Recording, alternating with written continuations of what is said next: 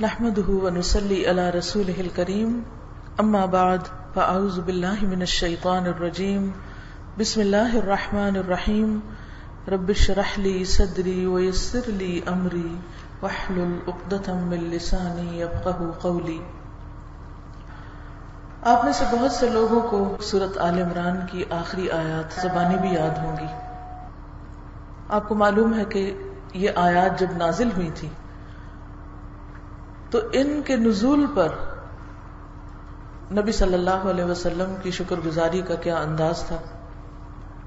آپ حضرت عائشہ رضی اللہ تعالی عنہا کے ساتھ تھے تو آپ نے ان سے کہا کہ عائشہ مجھے چھوڑو کہ میں اپنے رب کی عبادت کروں۔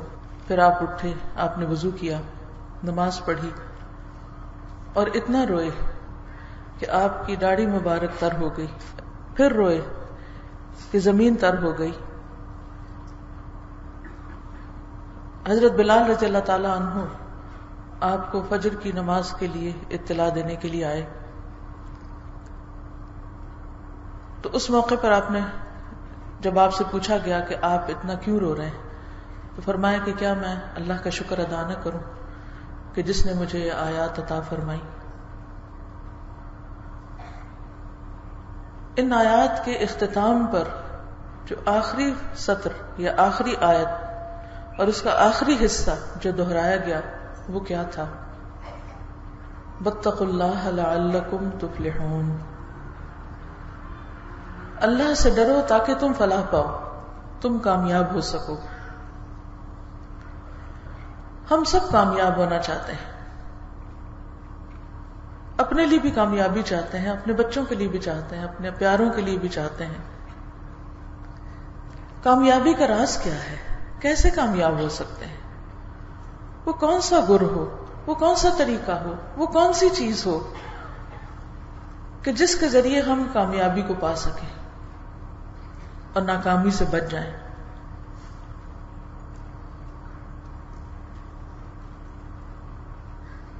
وہ چیز اللہ کا تقویٰ ہے، اللہ کا ڈر ہے۔ اللہ کا ڈر جب کسی دل میں آتا ہے تو وہ پھر صرف دل کی حد تک نہیں رہتا، وہ صرف دل میں نہیں رہتا، وہ کہاں نظر آتا ہے؟ چہرے پر، جسم پر، عمل میں، اور اس سے بڑھ کر معاملات میں، انسانوں کے ساتھ تعلقات میں،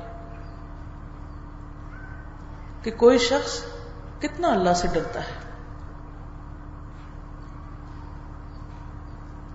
ایک انسان بڑے سے بڑا عالم ہو سکتا ہے،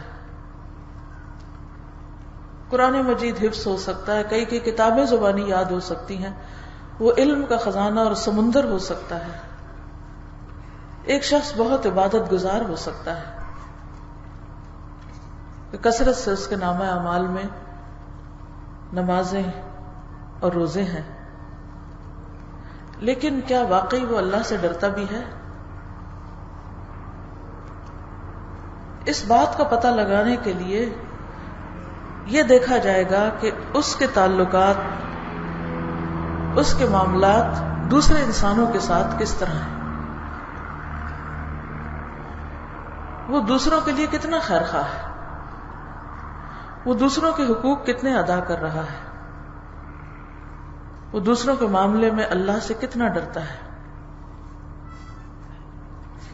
دوسرے اس کے بارے میں کیا گواہی دیتے ہیں، اس کے بارے میں کیا سوچتے ہیں، کیا کہتے ہیں۔ کیونکہ کوئی شخص اس وقت تک مومن نہیں ہو سکتا جب تک وہ دوسروں کے لیے وہ نہ چاہے جو وہ اپنے لیے چاہتا ہے۔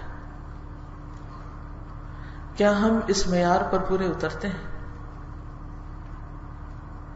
کیونکہ یہ معیار اسی شخص کا ہو سکتا ہے جو واقعی اللہ سے ڈرتا۔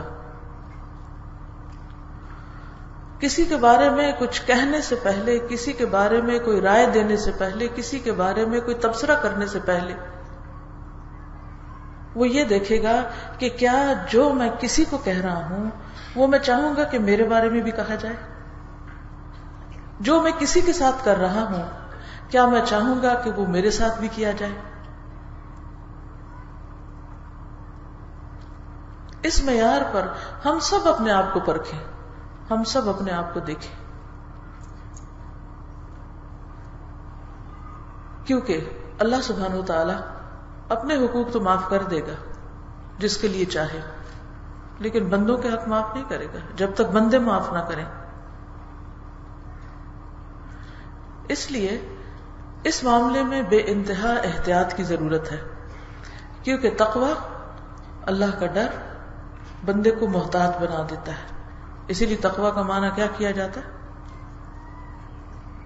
بچنا، یعنی احتیاط کرنا، ڈرنا، کیونکہ جو ڈرتا ہے وہ بچتا ہے، اور انسان اسی چیز سے بچتا ہے جس سے وہ ڈرتا ہے.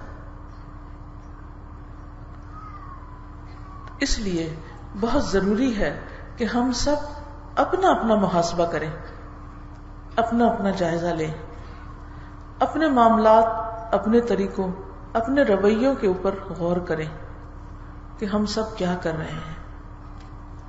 ایسا نہ ہو کہ یہ وقت گزر جائے، ایسا نہ ہو کہ یہ زندگی ہاتھ سے نکل جائے اور پھر ہم پچھتاتے رہ جائیں.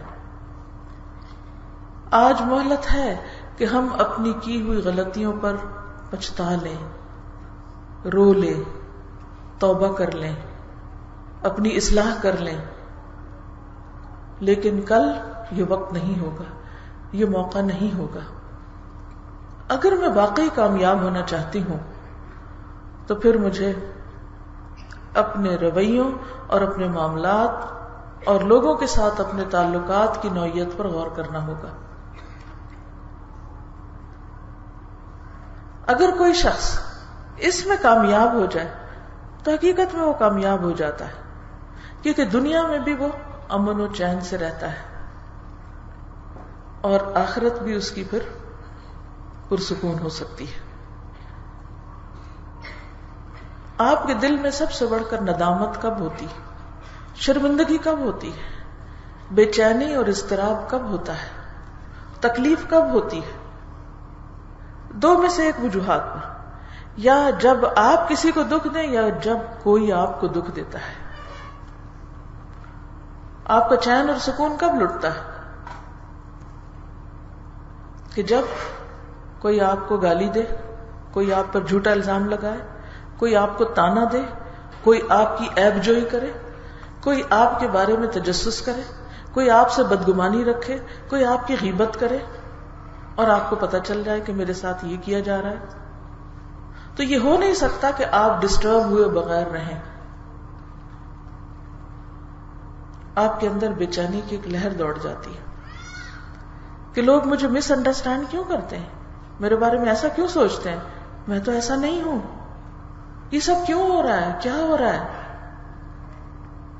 یا پھر اگر آپ کا ضمیر زندہ ہو، آپ کے اندر خدا کا خوف ہو، آپ اپنی غلطیوں کو دیکھنے کی صلاحیت رکھتے ہوں، تو انسان ہونے کے ناطے جب آپ کسی کے ساتھ ان باتوں میں سے کچھ کر جائیں یا آپ کے اندر ایسی کوئی چیز ہو کہ آپ نے کسی کو تکلیف دی ہو، تو پھر آپ کا ضمیر بھی آپ کو ملامت کرنے لگتا ہے کہ مجھے ایسا نہیں کہنا چاہیے تھا، مجھے دوسرے کے ساتھ ایسا نہیں کرنا چاہیے تھا. لیکن اگر ان دو میں سے کوئی چیز بھی نہیں تو پھر آپ بے حس ہیں، آپ کا دل زندہ نہیں. یا پھر اگر جب کوئی آپ کو تکلیف دے اس وقت تو آپ بے چین ہوں، لیکن جب آپ کسی کو ستائیں تو آپ کو کچھ بھی اثر نہ ہو، تو بھی آپ بے ضمیر انسان ہیں، خود غرض ہیں کہ جب آپ کسی کو ستائیں تو آپ اس سے لطف اٹھائیں، اور جب کوئی آپ کو ستائے تو آپ کو تکلیف ہو اور آپ انتقام کیا ظلم کرنے پہ آمادہ ہو جائیں. تو ہم سب کو سوچنا چاہیے کہ ہم کیا کر رہے ہیں، اور جب تک ہم قرآن مجید کی ان آیات پر عمل نہیں کرتے جو ابھی میں آپ کو سناؤں گی، اس وقت تک ہم یہ کہہ ہی نہیں سکتے کہ ہم اللہ سے ڈرتے ہیں. اور اگر اللہ سے نہیں ڈرتے تو پھر کامیابی کیسی؟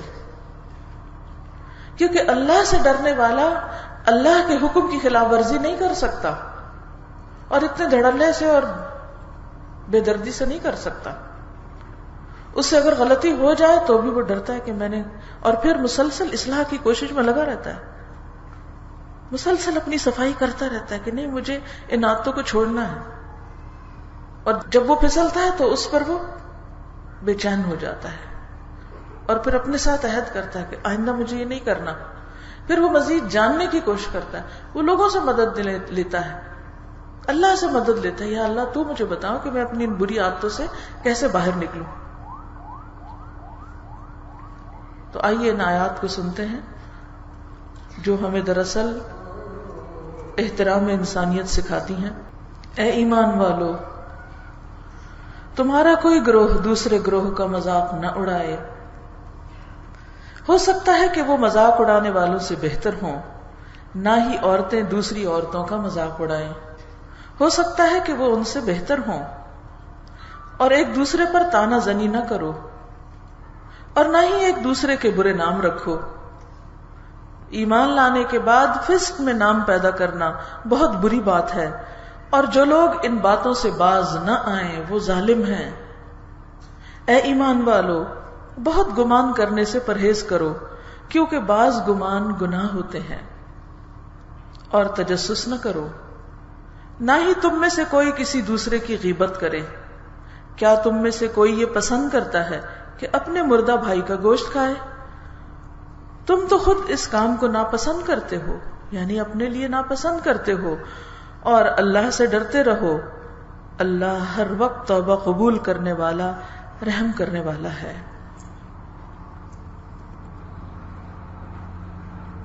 یہ آیات آپ نے اس سے پہلے کئی بار سنی اور سنائی بھی ہوں گی، لیکن بات صرف جان لینے کی نہیں ہے، صرف سن لینے کی نہیں ہے، صرف دوسروں کو سنا دینے کی نہیں ہے، صرف ایز اے ریفرنس کوٹ کرنے کی نہیں ہے.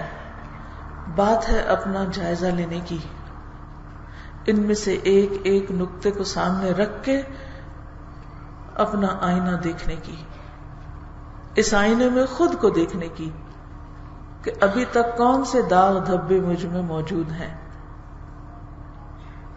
کیونکہ اگر کسی شخص کے اندر یہ خرابیاں پائی جاتی ہیں تو گویا اس کے اندر انسانیت کا کوئی احترام نہیں.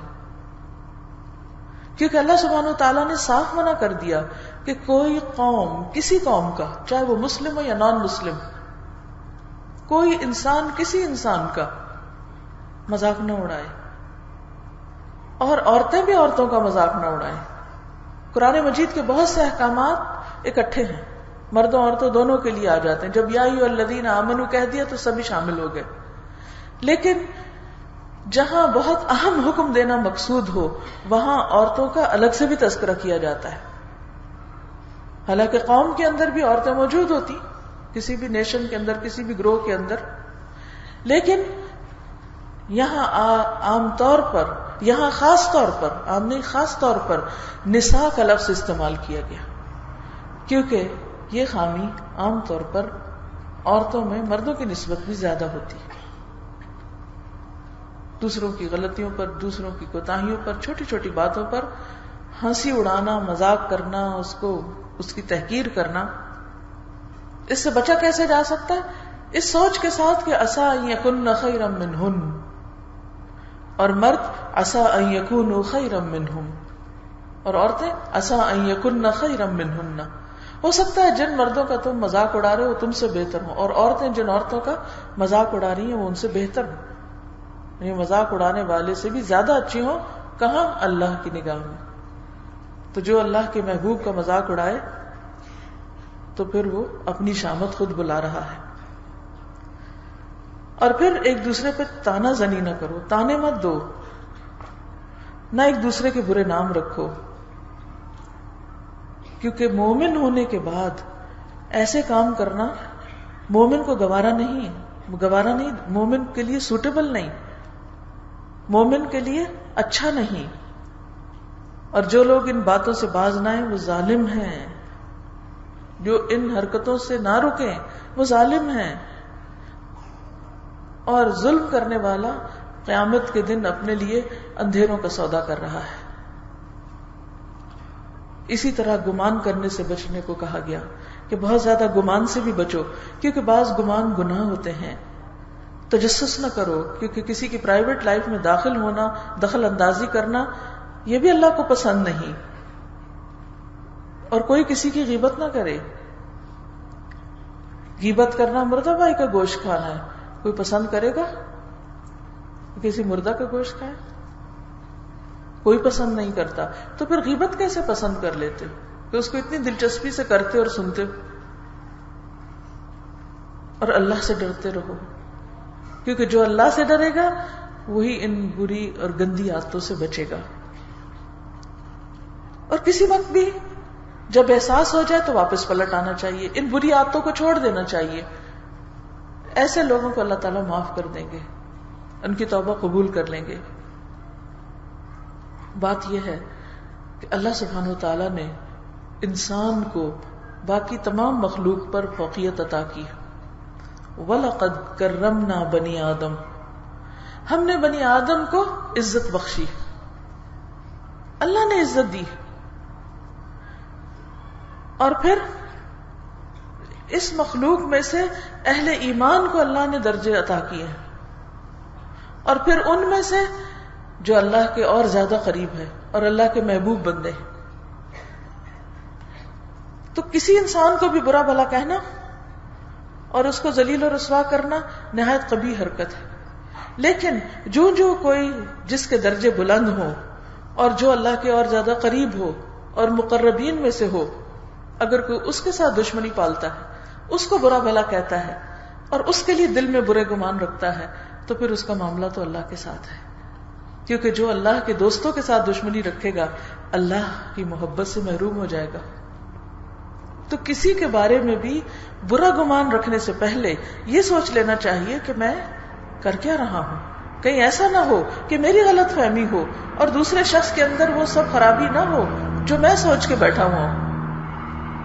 تو اس لیے مجھے اس چیز سے باز آنا ہے، مجھے یہ سوٹ نہیں کرتا، یہ بات زیب نہیں دیتی. حضرت عبداللہ ابن عمر سے روایت ہے، کہتے ہیں کہ میں نے رسول اللہ صلی اللہ علیہ وسلم کو کعبہ شریف کا طواف کرتے ہوئے دیکھا. آپ فرما رہے تھے، اے کعبہ تو کتنا پاکیزہ ہے، تیری خوشبو کتنی پاکیزہ ہے، تو کس قدر عظیم ہے، تیرا احترام کتنا عظیم ہے، یعنی کتنا زیادہ ہے. قسم ہے اس ذات کی جس کے ہاتھ میں محمد صلی اللہ علیہ وسلم کی جان ہے، اللہ کے ہاں مومن کی حرمت تیری حرمت سے بڑھ کر ہے، یعنی اس کے مال اور جان کی حرمت، اور یہ کہ ہم اس کے بارے میں اچھا گمان رکھیں. ایک اور روایت میں آتا ہے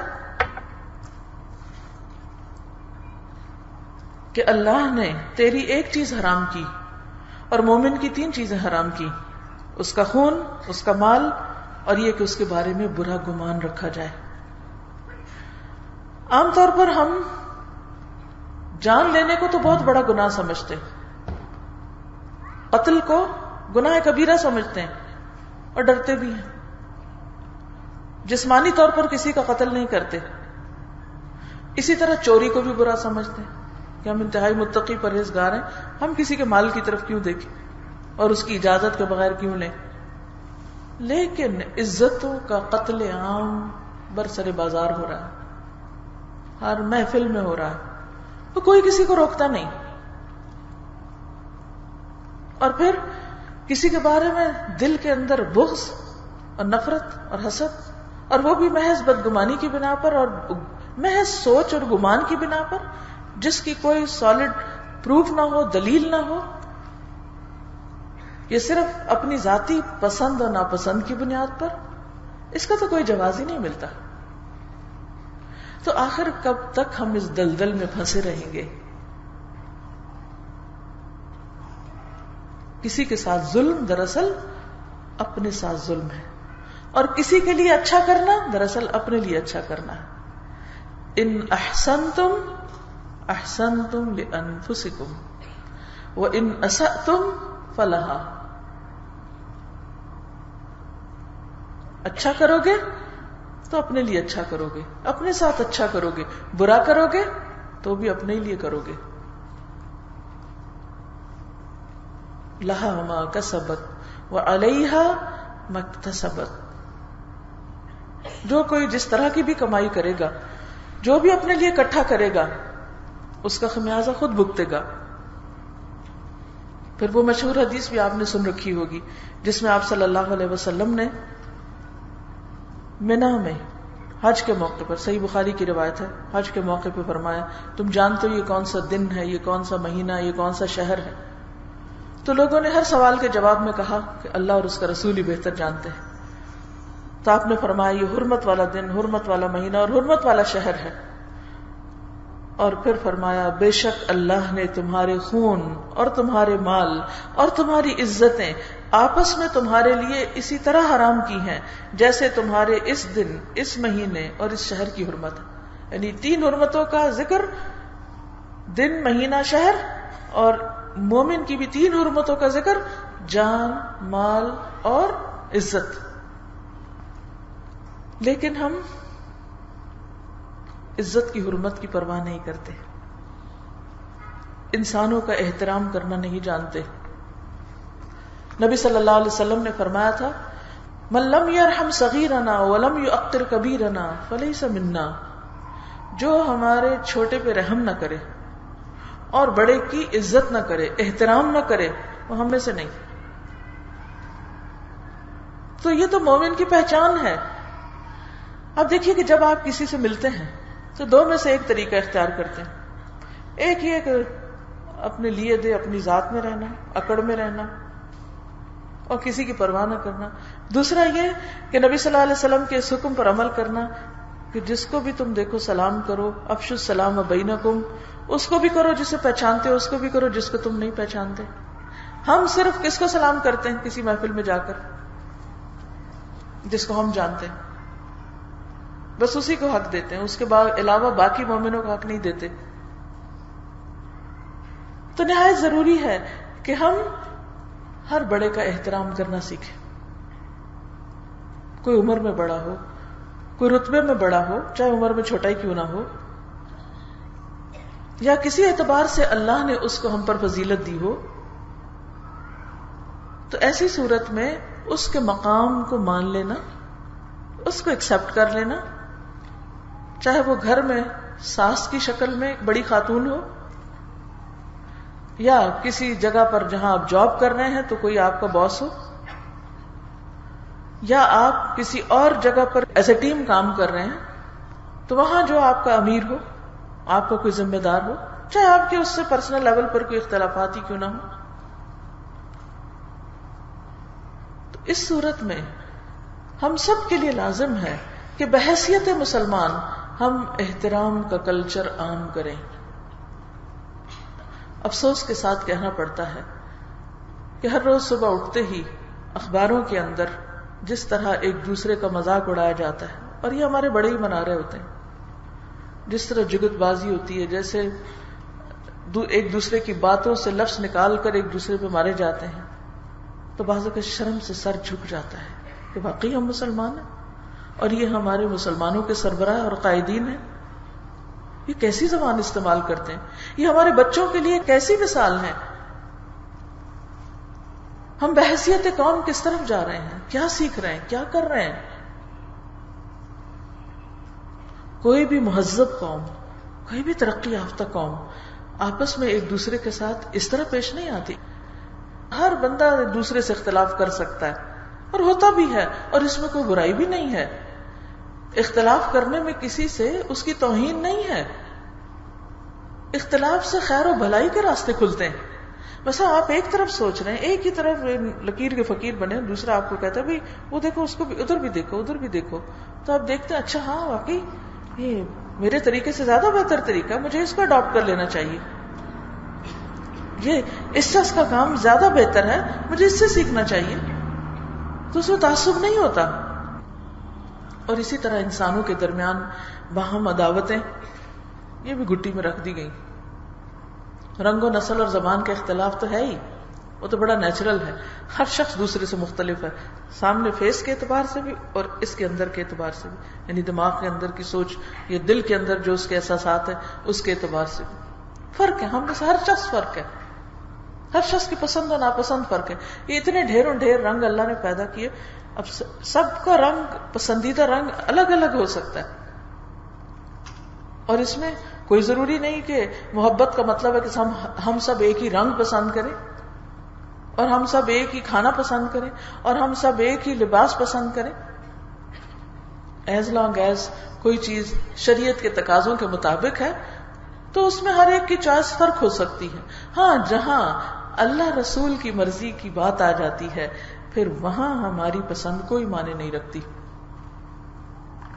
کیونکہ اسلام کا مطلب یہ ہے کہ وہاں پر ہم سر تسلیم خم کر دیں, اپنی پسند کو پیچھے لے جائیں اور اللہ کی پسند کو آگے رکھیں. اور یہ سارے معاملات میں, چاہے کھانے کا معاملہ ہو حلال و حرام, چاہے پہننے کا معاملہ ہو, لیکن ہم میں سے کتنے لوگ ہیں جو اس چیز کا خیال رکھتے ہیں؟ مثلا پہننے کے معاملے میں کس کی پسند کو سامنے رکھ کے پہنتے ہیں؟ ہم سب اپنے آپ سے پوچھیں, لوگوں کی پسند کو یا اللہ کی پسند کو؟ دو میں سے ایک کی پسند ہوتی, بعض اوقات اپنی بھی نہیں ہوتی, وہ مصیبت میں پڑے ہوئے ہوتے ہیں, لیکن پرائرٹی نمبر 1 ہماری کیا ہوتی ہے؟ اللہ کی پسند. کوئی لباس پہن کے ہم نے کبھی آگے پیچھے دیکھا کہ اللہ تعالیٰ کو کیسے لگ رہے ہیں؟ سوچا کبھی؟ والذین آمنوا اشد حبا للہ, ایمان والے تو اللہ کی محبت میں سب سے زیادہ شدید ہوتے ہیں. وہ تو کچھ کر ہی نہیں سکتے جب تک وہاں سے اس پسند نہ آ جائے, وہاں سے حکم نہ آ جائے کہ ہاں ٹھیک ہے اچھی لگ رہی ہے, جب تک اس کی نظر سے نہ دیکھیں چیزوں کو. مجھے بعض اوقات بڑی حیرت ہوتی ہے جب لوگ دین بھی پڑھتے اور پڑھاتے ہیں پھر اللہ کی حدود توڑتے ہیں. باطن کا معاملہ تو سب کا اللہ کے ساتھ ہے, لیکن ظاہر میں بھی اللہ کی حدود توڑتے ہیں. وہ کیوں؟ یہ کیسا کنٹراسٹ ہے؟ ایک طرف اللہ کی محبت کے دعوے ہیں اور دوسری طرف اللہ کی ناراضگی کے کام. اب آپ سوچئے کہ اللہ سبحانہ وتعالیٰ نے ہمیں جو بھی حکم دیے ہیں قرآن مجید میں, جو تعلیمات ہمیں سنت سے ملتی ہیں, اگر ہم اس کے خلاف چل رہے ہیں تو اللہ کی محبت کا دعویٰ پھر ہمارا سچا کیسے ہو سکتا ہے؟ کیونکہ جو جس سے محبت کرتا ہے اس کی اطاعت بھی کرتا ہے. لِأَنَّ الْمُحِبَّ لِمَن يُحِبُّ مُطِيعُ. کچھ بھی پہن کر آئینے کے سامنے کھڑے ہو کر ایک دفعہ ضرور سوچیں, وہاں لکھ کے بھی لگا دیں کہ اللہ تعالیٰ کو کیسی لگ رہی. کیونکہ جو ہی ہم کپڑا پہنتے ہیں نا تو ہر ایک دوسرے سے کہتے ہیں میں کیسی لگ رہی, کیونکہ ہمارے ذہن میں یہ ہوتا ہے کہ ہم دوسروں کی نظروں میں جچ جائیں, وہ پاس کر دیں ہم کو. مثال کے طور پر آپ دیکھیے کہ اگر ساری دنیا ایسا کپڑا پہننے لگ گئی ہے کہ جس میں ٹانگوں کی پوری شیپ نظر آ رہی, جس کو چوڑی دار پاجامہ کہتے ہیں آسان لفظوں میں, پوری ٹانگ کی شیپ نظر آ رہی, پنڈلی الگ نظر آ رہی ہے, گھٹنے بھی دکھ رہے ہیں, اور اوپر سے بھی آپ کے ہپس کتنے ہیں, کیونکہ آپ نے اتنی لمبی چاک والی قمیض پہنی ہوئی ہے کہ آپ سائڈ سے جو ہی چلتے ہیں وہ گھیرا یوں ہی ہٹتا ہے, پورے کے پورے ننگے ہوتے ہیں. آپ یقین کریں کہ میں جب خواتین کی مجلس میں بھی کسی کے اوپر میری آنکھ پڑ جاتی ہے تو شرم کے مارے میری نگاہ نیچے جھک جاتی ہے, مجھ سے برداشت ہی نہیں ہوتا, دیکھنا برداشت نہیں ہوتا. میں سوچتی ہوں کیسے پہن لیتے ہیں, ایمان کہاں گیا, حیا کہاں گئی, پوری ٹانگ دکھا رہے ہیں. کیا گھٹنے سے اوپر کسی عورت کو دکھا سکتے ہیں؟ نہیں دکھا سکتے نا. جب ہم نے چاک گھٹنوں سے اوپر کھول دیے, پسلی بھی نظر آنے لگی, کیا دلیل ہے, کیا جواز ہے؟ کچھ بھی تو نہیں. کیونکہ حضور صلی اللہ علیہ وسلم نے فرمایا تھا کہ وہ عورتیں جنت کی خوشبو نہ پا سکیں گی جو لباس پہن کر ننگی ہوں. کیونکہ آپ ہو سکتا ہے کہیں جی ہم نے تو ڈھکا ہوا ہوتا ہے اپنے آپ کو, اوپر تو کپڑا ہوتا ہے, وہ تو جین پہنی ہوئی ہوتی ہے, یا ہم نے کوئی موٹا سا کپڑے کا پاجامہ پہنا ہوتا ہے. آپ کیسی بات کر رہی ہیں؟ آپ چاہے لوہے کا پاجامہ پہن لیں, لیکن اگر وہ آپ کی شیپ ظاہر کر رہا ہے, شیپ دکھ رہی ہے آپ کی, آپ ننگے ہیں, آپ کا حیا پامال ہو رہا ہے. ہمارے پاس کوئی دلیل نہیں اس بے حیائی کی. اور ہم کر کیوں رہے ہیں؟ ہم نے شلوار کو ایسے پجامے سے کیوں بدل دیا؟ کیونکہ لوگوں نے ایسا کیا. ہم نے سوچا ہی نہیں. ہم نے اندھی تقلید کی ان کی. تو لوگوں کی طرح بننے کی فکر نے ہمیں کہاں لا کھڑا کیا؟ کہاں تک جائیں گے ان کے پیچھے؟ کہاں تک؟ سوچئے اینڈ کہاں ہے؟ تو بات یہ ہے کہ جب تک ہم اللہ کی نگاہ میں نہیں جچتے، اللہ کی نگاہ میں جب تک نہیں جچتے اور لوگوں کو راضی کرتے پھرتے ہیں تو کبھی بھی عزت و احترام نہیں پا سکتے. عزت و احترام تو ان العزت للہ وللرسول وللمؤمنین ولکن المنافقین لا یعلمون. عزت ساری کی ساری اللہ کے لیے، اس کے رسول کے لیے اور ایمان والوں کے لیے، اور ایمان اور حیا ساتھ ساتھ ہوتے ہیں. تو جہاں ہمیں دوسروں کا احترام کرنا ہے وہاں ہمیں اپنے بارے میں بھی دیکھنا ہے کہ ہم کون سے ایسے کام کر رہے ہیں کہ جس سے ہم خود احترام کو چاک کر رہے ہیں، کہ دوسروں کے دل سے احترام چلا جائے.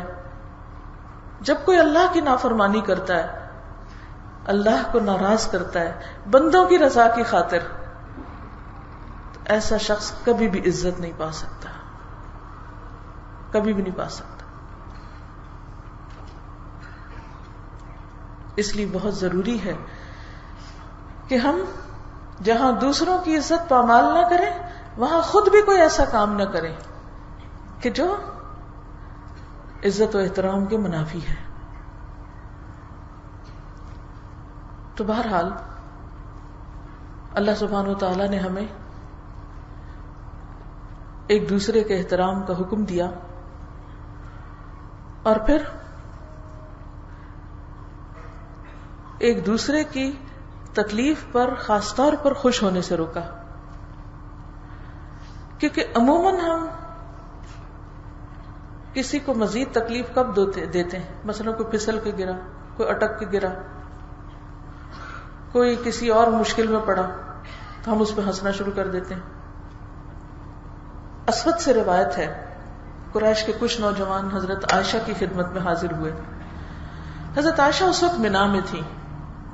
وہ نوجوان ہنس رہے تھے، یعنی آپ کی خدمت میں اور ہنسے جا رہے تھے. حضرت عائشہ نے پوچھا کہ تم کیوں ہنس رہے ہو؟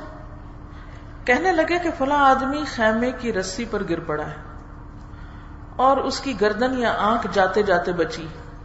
ویسے کہتا ہے ایسے کوئی اٹک گیا اور گر پڑا، وہ گرا پڑا ہے، سر اس کا پھٹنے لگا ہے اور لوگ اس پہ ہنستے ہوئے جا رہے ہیں. ایسے منظر آپ نے دیکھے ہوں گے. حضرت عائشہ نے فرمایا تم مت ہنسو، کیونکہ میں نے رسول اللہ صلی اللہ علیہ وسلم سے سنا ہے آپ نے فرمایا جس مسلمان کو کوئی کانٹا یا کانٹے سے بڑھ کر کوئی چیز لگ گئی ہو، جس مسلمان کو کوئی کانٹا چبھ گیا ہو یا کوئی اس سے زیادہ چیز لگ گئی ہو تو اس کے بدلے میں اس کے لیے ایک درجہ لکھ دیا جاتا ہے اور اس کا ایک گناہ مٹا دیا جاتا ہے. اب وہ شخص جس کو تکلیف ہوئی ہے اللہ تعالیٰ اس کے گناہ مٹا رہا ہے، اس کے درجہ بلند کر رہا ہے اور اس پر آپ ہنس رہے ہیں. نادانی کی بات ہے نا. جب کسی کو چوٹ لگے تو ہمارے دل میں بھی چوٹ لگنی چاہیے، کیونکہ مومن تو ایک جسم کی مانند ہے نا. ایک حصے کو دکھ ہوگا تو دوسرے کو بھی تکلیف پہنچے گی. پھر اسی طرح ہم عام طور پر لوگوں کے ناموں پہ ہنستے ہیں، شکل و صورت پہ ہنستے ہیں، بعض اوقات ان کے کچھ اعمال پہ ہنستے ہیں. مثلا ایک خطبے میں آپ صلی اللہ علیہ وسلم نے کسی کے ریا خارج کرنے پر ہنسنے سے منع کیا. فرمایا کہ ایک کام جو تم میں سے ہر شخص کرتا ہے اس پر تم دوسروں پر کیوں ہنستے ہو؟ تو کوئی بھی ایسی چیز، کوئی بھی ایسا عیب یا ناپسندیدہ چیز جو ہم کسی میں دیکھ کر اچھا نہیں سمجھتے تو یہ ضرور سوچ لیں کہ کہیں وہ ہمارے اپنے اندر تو نہیں. کیونکہ جو چیز ہم خود بھی کرتے ہیں، کوئی بھی کام، یہ تو ایک مثال ہے نا، جو کام ہم سب خود کرتے ہیں یا جو عیب ہمارے اپنے اندر ہے، ہمیں حق نہیں کہ ہم اس پر دوسرے پہ باتیں بنائیں. اسی طرح دوسروں کو تانے دینا. ذرا آپ میں سے کوئی بتائے گا کہ کن کن باتوں پہ تانے دیے جاتے ہیں دوسرے کو؟ بتائیے. دوسرے کی چال چلن پہ. شاباش. کوئی دین کی طرف آئے تو اس کو پرانی باتیں یاد کراتے ہیں. اور ذات پہ، جی ہاں. اور کوئی کام کسی خاص انداز میں کر رہا ہو، مثلا کسی لڑکی کو صحیح کھانا نہیں پکانا آتا، یہ روٹی نہیں بنانی آتی، تو آپ دیکھیے کہ یہ سب چیزیں کس میں آتی ہیں؟ بد اخلاقی میں. قرآن مجید میں تمہیں منع کر دیا گیا کہ وَلَا تَلْمِزُوا أَنفُسَكُمْ، ایک دوسرے پہ تانا زنی نہ کرو. عقبہ بن عامر رضی اللہ عنہ سے مروی ہے کہ نبی صلی اللہ علیہ وسلم نے فرمایا تمہارے یہ نسب نامے، کیونکہ لوگ ذات پہ بھی تانا دیتے ہیں، اس پہ بھی مذاق اڑاتے ہیں، تمہارے یہ نسب نامے کسی کے لیے عیب اور تانا نہیں ہیں. تم سب آدم کی اولاد ہو اور ایک دوسرے کے قریب ہو. دین یا عمل صالح کے علاوہ کسی وجہ سے کسی کو کسی پر کوئی فضیلت نہیں. معیار بتا دیا گیا، جیسے قرآن پاک میں آتا نا ان اکرمکم عند اللہ اتقاکم، تم میں سب سے زیادہ عزت والا اللہ کے نزدیک وہ ہے جس میں سب سے زیادہ تقویٰ، جو سب سے زیادہ اللہ سے ڈرتا ہے. تو عزت تو اس کے لیے ہے، اور جو جتنے زیادہ اللہ سے نہیں ڈرتا اس کے لیے کوئی عزت نہیں ہے. بظاہر اگر وہ اپنے مال کی وجہ سے یا اسٹیٹس کی وجہ سے یا کسی علم کی وجہ سے وہ لوگوں کے اوپر اپنا روب جھاڑتا ہے یا کسی خاص عہدے کی وجہ سے وہ لوگوں کے لیے وبال بنا ہوا ہے، وہ پھر وقتی چیز ہے، لیکن دلوں میں احترام نہیں ہوتا. وہ صرف کسی کی ظاہری کسی کے شر سے بچنے کے لیے اس کا احترام کیا جا رہا ہوتا ہے. تو فرمایا کہ دین یا عمل صالح کے علاوہ کسی وجہ سے کسی کو کسی پر کوئی فضیلت حاصل نہیں. آدمی کے برا ہونے کے لیے یہی کافی ہے کہ وہ فحش گو ہو، گالی گلوچ کرے، گندے الفاظ استعمال کرے، بد کلام ہو، بد اخلاق ہو، بخیل ہو، بزدل ہو. یہ ہے اصل برائیاں. بعض اوقات ایسا ہوتا ہے کہ کسی قوم یا کسی خاندان یا کسی گھرانے کا کوئی ایک شخص برا کام کرتا ہے. مثلا آپ کے بچوں میں سے کوئی ایک خراب نکل آتا ہے، یا آپ کے اوپر کی فیملی میں سے خالہ، چچا، ماموں، یا ددیال میں سے یا ننیال میں سے یا سسرال میں سے کوئی برا کام کر لیتا ہے. اب وہ ایک شخص تھا جس نے کوئی قتل کیا یا چوری کی یا غلط کام کیا، اس میں سب کا تو قصور نہیں، لیکن ہم جب کسی کا ذکر کرتے ہیں تو ساروں کو بیچ میں رگیت دیتے ہیں، سب کو بدنام کر کے رکھ دیتے ہیں. اس کی اجازت نہیں ہمیں. نبی صلی اللہ علیہ وسلم نے فرمایا جھوٹا الزام لگانے میں سب سے بڑا مجرم وہ ہے جو ایک آدمی کے عیب بیان کرنا چاہتا ہے لیکن وہ اس کے پورے قبیلے کی مذمت کر دیتا ہے، اور وہ جو اپنے باپ کا انکار کر کے اپنی ماں کو زانیہ قرار دیتا ہے. یعنی کوئی باپ کو یہ کہ میں تجھے باپ مانتا ہی نہیں، تو اس نے باپ کو بھی نہیں چھوڑا، اس کی بھی بے احترامی کی اور ساتھ ہی ماں کو بھی رگیت دیا. بہت بڑا مجرم ہے وہ بھی. لیکن یہاں خاص طور پر جس چیز کا ریفرنس دیا جا رہا ہے وہ یہ کہ ایک بندے کے عیب کی وجہ سے پورے قبیلے کی برائی کرنا. مثلا آپ دیکھیں کہ بعض اوقات بچیاں شادی کے بعد جاتی ہیں، نئی نئی عملی زندگی میں داخل ہوتی ہیں، پہلے اسکول، کالجز، پڑھائی، ادھر ادھر، بہت سی بچیوں کو گھر کے کام کاج اچھے طریقے سے نہیں آتے. اب کیا ہوتا ہے کہ اس بچی کو بھی تانے دیے جاتے ہیں، اس کے ساتھ اس کی ماں کو بھی اور پورے خاندان کو. حتیٰ کہ اگر بچی سے کوئی غلطی ہوئی ہو تو ماں باپ کو سامنے بٹھا کے بدتمیزی اور بد اخلاقی اور برا بھلا کہا جاتا ہے. اور ان سے لڑائی کی جاتی. کس قدر تکلیف دہ بات ہے، کس قدر بڑا جرم ہے. کوئی ایک شخص اگر غلط کام کر رہا ہے تو ہمارا کیا فرض بنتا ہے کہ اس کو سمجھا دیں کہ بھئی یہ نہ کرو، یہ ٹھیک نہیں ہے.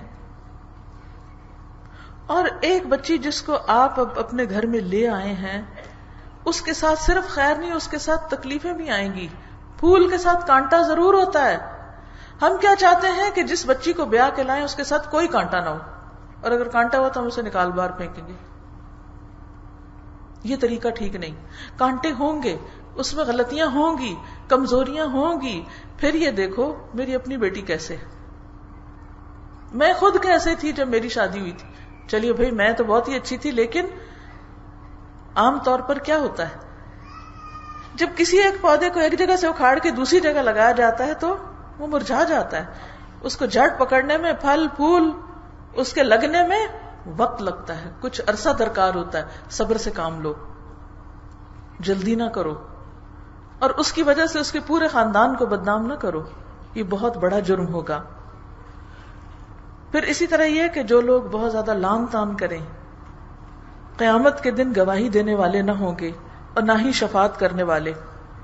اور جہاں تک گالی دینے کا تعلق ہے تو آپ نے فرمایا کہ مسلمان کو گالی دینا فسق ہے، سخت نافرمانی اللہ کی یعنی گناہ کا کام ہے. پھر اسی طرح جابر بن سلیم کہتے ہیں میں نے نبی صلی اللہ علیہ وسلم سے عرض کیا کہ آپ مجھ سے عہد لیجئے. آپ نے فرمایا ہرگز کسی کو برا بھلا مت کہو. یعنی صحابی آپ سے بیعت کر رہے ہیں یا آپ سے وعدہ کر رہے ہیں کس بات پر کہ وہ کسی کو برا بھلا نہیں کہیں گے. جابر کہتے ہیں کہ اس کے بعد میں نے کبھی کسی کو برا بھلا نہیں کہا، خواہ کوئی غلام ہو یا آزاد ہو، اونٹ ہو یا بکری ہو، کسی کو بھی نہیں. اور آپ نے یہ بھی فرمایا کہ بے شک اللہ تعالیٰ تکبر کو پسند نہیں فرماتے. اور اگر کوئی شخص تمہیں برا بھلا کہے اور تمہارے اندر جس عیب کا اسے علم ہو اس سے تمہیں آر دلائے تو تم اسے اس کے عیب سے آر نہ دلانا جو تمہیں معلوم ہے کہ اس کا وبال اس پر ہی پڑے گا. یعنی اگر کوئی آپ کو کہتا ہے سخت نکمی ہو، یا آپ کو کسی خاص بات کے اوپر کوئی برا بھلا کہتا ہے اور آپ کو یہ پتا ہے کہ وہ خود اس کے اندر موجود ہے، تو آپ جھٹ سے یہ جواب نہ دیں کہ تم بھی تو یہ کرتی ہو، تمہیں اپنا نہیں پتا. یہ ہوتا ہے نا عام طور پہ جب ہمیں کوئی کچھ کہے تو ہم فوراً کہتے ہیں تم بھی ایسے، اور یہاں تک بھی نہیں رہتے کہ تم بھی ایسی، آگے کیا کہتے ہیں تمہاری ماں بھی ایسی اور تمہارا سارا خاندان ایسا، تم ہو کون جو مجھے کہو. اس سے بھی منع کیا گیا ہے. یعنی اوپر تک جانا تو دور کی بات، اس شخص کو بھی پلٹ کے جواب دینے سے منع کیا گیا کہ تم آر نہیں دلاؤ. کیونکہ اس طرح انسان جواز ڈھونڈ لیتا ہے کہ اچھا مجھے بھی تو یہ کہا تھا، میں کیوں نہ کہوں. اسی بہانے سے ہم دوسروں کو برا بھلا کہنا شروع کر دیتے ہیں. ابن عباس کہتے ہیں جب آپ اپنے ساتھی کے عیوب بیان کرنے کا ارادہ کریں تو اپنے عیب یاد کر لیا کریں. اس کا کیا فائدہ ہوگا کہ پھر آپ دوسرے کو تانا نہیں دیں گے. ربیع بن خیثم کہتے ہیں میں تو اپنے نفس کے بارے میں خوش نہیں ہوں تو لوگوں کی مذمت کیوں کروں. یعنی میں تو اپنے اعمال پہ راضی نہیں ہوں، میں کس طرح لوگوں کی برائیاں بیان کر سکتا ہوں کہ فلاں ایسا کرتا اور فلاں ایسا کرتا ہے. پھر اسی طرح فحش گوئی. اب دیکھیں کہ لوگ کہتے ہیں جی ہم بڑے کانفیڈنٹ ہیں، ہم کسی کو کچھ بھی سنا سکتے ہیں، ہم کسی کو کچھ بھی کہہ سکتے ہیں.